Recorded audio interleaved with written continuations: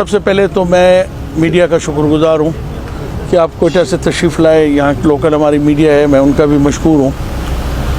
सबसे पहले तो मैंने कल जो वाक़या हुआ है, मेरे बेटे के ऊपर जो हमला हुआ है,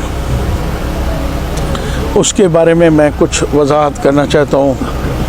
और कुछ कन्फ्यूजन लोगों ने जो मीडिया में फैलाई है, कुछ हमारे सो कॉल्ड आज़ादी पसंद तंजीमों ने इस हमले की ज़िम्मेदारी कबूल की है, और जिसका शायद आप लोगों ने भी देखा है, और ये उसका मेरे पास उसका प्रूफ भी है। ये मीडिया में भी आया है, ट्विटर पे भी आया है। और उसके अंदर यूनाइटेड बलोच आर्मी ने इस वाक़े की कबूलियत की है, और फिर दूसरी दफ़ा उन्होंने वजाहत की है कि ये गलत फहमी की बुनियाद पे हुआ है। सबसे पहले तो मैं इसकी मज़म्मत करता हूँ कि इसमें एक नौजवान की हमारी शहादत हुई है, उसकी मौत हुई है, और दूसरे दो भी बहुत शदीद ज़ख्मी हैं, हॉस्पिटल में हैं।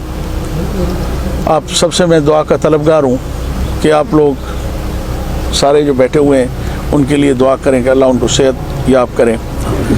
दूसरी बात यह है कि इसका जो ये वाक़या हुआ है, इसका हमें काफ़ी अरसे से इल्म था कि इस किस्म का एक वाक़या होने वाला है, और हम उसके लिए ज़हनी तौर पे तैयार भी थे।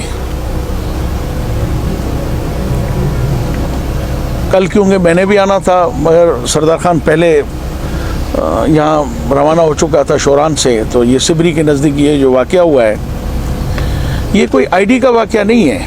ये बाकायदा रिमोट कंट्रोल एक बम धमाका था, और इसी किस्म का एक और भी वहाँ बम मिला है जो किसी टेक्निकल वजह से या किसी और वजह से ब्लास्ट नहीं हो सका।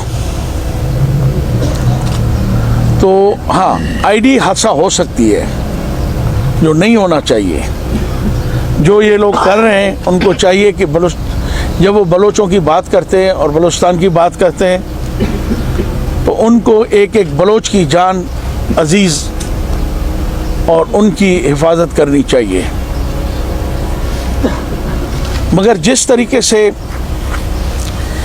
ये बलोच यूनाइटेड आर्मी ने उसकी ताज़ियत की है, हम उनके बहुत शुक्रगुजार हैं, क्योंकि उनको ये इख्तियार मिल चुका है कि जिस बलोच की चाहें वो जान लें, जिसको चाहें वो निशाना बनाएं, जिसको चाहें वो कौम परस्त बनाएं, और जिसको चाहें वो मुफाद परस्त बनाएं। हम ये हक न पहले किसी को दिया है, न अब देंगे। हमसे ज़्यादा कोई बलोच नहीं है इस धरती पे, इस सरजमीन पे। मुझे फ़ख्र है कि मैं जिस कबीले से ताल्लुक़ रखता हूँ, जिस ख़ानदान से मैं ताल्लुक़ रखता हूँ, मैं बरमला ये कहता हूँ कि मुझे अपने बुज़ुर्गों पे, अपने कौम पे, अपने कबीले पे और बलूचिस्तान पे फ़ख्र है मुझे। इसलिए मैं ये दावे से कह सकता हूँ कि हम हर वक्त हम हुकूमत का हिस्सा होने के बावजूद हमने किसी भी एक फ़र्द वाहिद, बलूचिस्तान के किसी एक फ़र्द वाहिद को भी हमने अपने मुफाद के लिए तकलीफ़ नहीं दी, और ना हमने स्टेट को कभी उनके मुफादात को नुकसान पहुंचाया। हम हमेशा कोशिश करते रहे कि बलूचिस्तान के लोग, बलूचिस्तान की धरती पुरअमन रहे, और बलूचिस्तान के हकूक़ के लिए जितनी हमने जदोजहद की है, हमने बंदूक उठा के पहाड़ों पे नहीं गए, मगर एक सियासी जदोजहद, बलूचिस्तान की वक़ार इज़्ज़त की जो जदोजहद है, उसमें हम हर जगह शरीक रहे। हमने बलोच कौम और बलोच सरजमीन को कभी भी शर्मिंदा होने नहीं दिया। और मुझे पता है जिस तंजीम का इन्होंने एक्सेप्ट किया है, हमारे ये किसी बहुत बड़े कोई सियासी मकसद के लिए या बलूचिस्तान के लिए ये काम नहीं किया गया है। इसमें बाकायदा मैंने आपको कहा कि हमें पहले इन्फॉर्म हो चुका था दूसरी जगहों से कि फरीद नामी एक रहसानी है जो जाके लोगों को ऑफ़र कर रहा है कि आप इस तरह का एक बम धमाका करें, ब्लास्ट करें और सरदार यार मदरिंद को निशाना बनाएं। जब उन्होंने इनकार किया तो ये एक नाम नहाद जो तंजीम है, और मुझे पता है इसका ओनर कौन है, इसको ओन कौन करता है, इसको चलाता कौन है और वो किन लोगों के साथ उसका ताल्लुक है। 10 करोड़ रुपया इसको एडवांस दिया गया है इस तंजीम को, और उसके बाद इनकी क्या कमिटमेंट्स हैं ये मुझे पता नहीं है।